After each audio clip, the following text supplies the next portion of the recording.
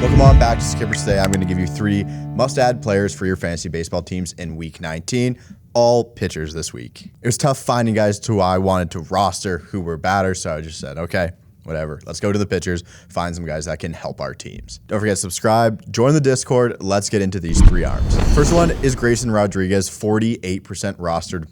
Baltimore Orioles. So far this season, 2-3, a 6.09 ERA, 76 strikeouts, a whip of 1.5 in 68 innings pitched. I got my first up-close look at Grayson Rodriguez last night against the Jays, and I was super impressed with his stuff.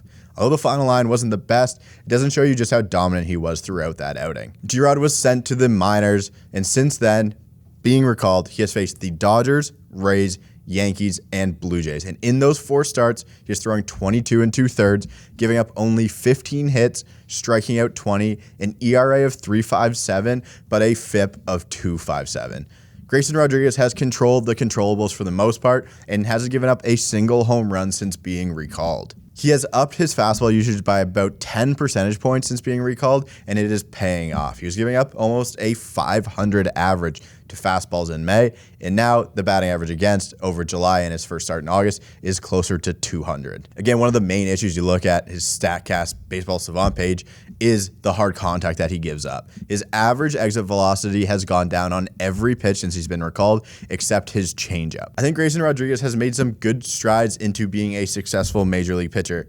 Arm talent is there, obviously. He's thrown 99.8 in the 3rd inning against the Jays yesterday. I think you know that he has good arm talent, but he has made some changes to limit hard contact that is killing him. I'm pretty sure he gave up 3 home runs in his last start before he got sent down. Comes back, no home runs since. I feel actually pretty comfortable starting him on my fantasy baseball team, so if I need the help, I am picking up G-Rod.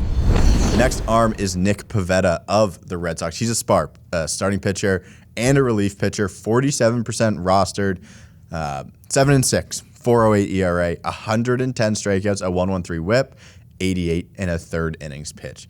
Nick Pivetta has gone through a really weird season. That included him being demoted to the bullpen, but since he had a big blow up. He wasn't very happy about being demoted to the bullpen, but I guess it was a better option than being DFA'd or sent down.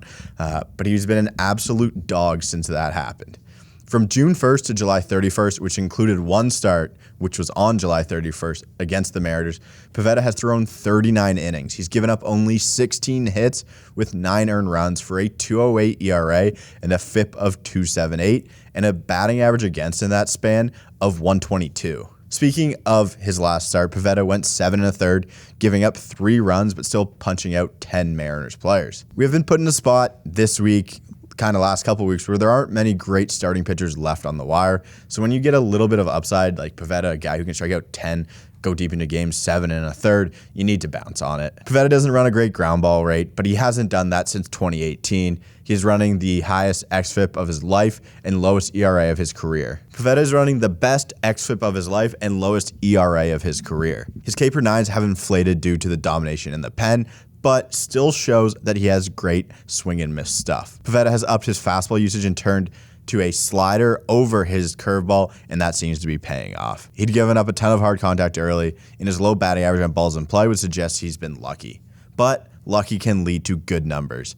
And with the way my rotations have been playing out with all the injuries, I'm going to be picking up a guy like Nick Pivetta if I need a lot more innings and decent amount of upside. And now we have one for our deep league guys. Cole Reagan of the Royals, starting pitcher, relief pitcher, 1% rostered. So far this year, 3-3, a 4.33 ERA, 35 strikeouts, 1.35 whip, and 35 1/3 innings pitched. Reagan's was dealt in part of the Aroldis Chapman deal from the Rangers, and I was intrigued when I saw that the lefty starter, the guy who can run his fastball up to 99, 100, obviously when he's starting, he's closer to 94, 96, can touch 97, but I saw that he was entering a rotation spot with the Royals and solid 4-pitch mix guy, gave the Mets big-time problems last night. In his 2 starts with the Royals, Reagan has thrown 11 innings, he's given up 11 hits, 1 earned run, 3 walks, and 11 strikeouts for a 0.82 ERA, 2.09 FIP, still a batting average on balls in play of 355, and he's been able to limit damage really well. As well as limiting damage, he's done a great job of limiting hard contact all season. Doesn't matter where he's been. An average exit velocity against in the 75th percentile, hard hit percentage 66, expected ERA in the 75th percentile, expected batting average in the 82nd percentile, expected slug in the 84th, and barrel percentage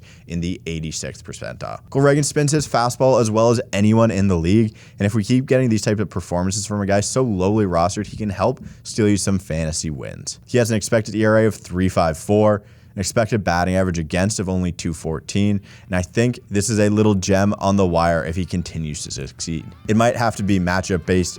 Obviously, I didn't check who he was going up against next, but before you add Cole Reagans, I think it would be a good idea to check his next matchups. But I think that Cole Reagans is a nice little gem here. Someone for the deep league guys. If you're hurt, if you need guys to pick up some innings, Cole Reagans could be that guy. Thanks again, everyone, for watching. Let me know what you think of these three arms as we get down to the wire here in fantasy baseball. Don't forget to subscribe, join the Discord, and I will see you guys next week.